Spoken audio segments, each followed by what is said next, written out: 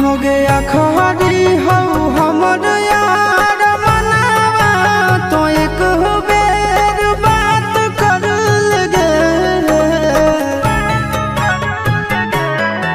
हो गया खहरी हो हमर यार मनावा तो एक बेर बात कर लगे।